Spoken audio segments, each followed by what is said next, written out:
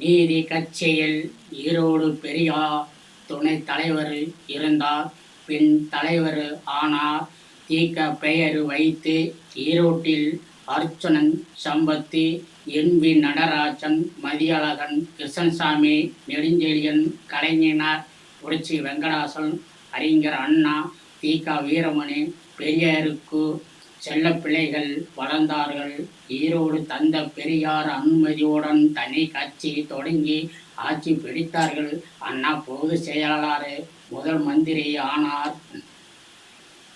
Kallakurichi Thomas மீசி இயக்குனர். சித்தா அரசியல் நல்ல பண்பு, நல்ல மனசு, தூய்மை உள்ளவர், பெருமையில் தாழ்மையில் சிந்தனையில் நல்ல மனிதர்கள், பகுத்தறிவு கொண்டவர். சிறுவரும் மாணவரும் பொதுமக்கள் ஒன்று கூடுங்கள். பாரத நாட்டு மக்கள் நாம் ஒருத்தாய் மக்கள் காக்க வேண்டும். உலகம் முதல் வணங்கி வந்தார் சூரியன் சித்தார் வழியில் மக்கள் சூரியன் வணங்கி வந்தார் காலத்தில் நீதி நேர்மை உண்மை நோய் இல்லாமல் ஆரோக்கியமாக வாழ்ந்தார்கள். இயற்கை மாறவில்லை. எல்லா உயிர் உள்ள அனைவரும் பசி இல்லாமல் விவசாயம் தண்ணீர் தான் அன்று. இன்று காலங்கட்ட எல்லாமே மாறிவிட்டது. காக்க காக்க வேண்டும். நாம் எந்த மொழியில் பேசலாம்? நாம் ஒருத்தாய் மக்கள். முதல் சூரியன் கடவுள், காற்று விவசாயம், சக்தி கடவுள் வணங்க வேண்டும். தாய் தந்தை சிறந்த கோவில் இல்லை.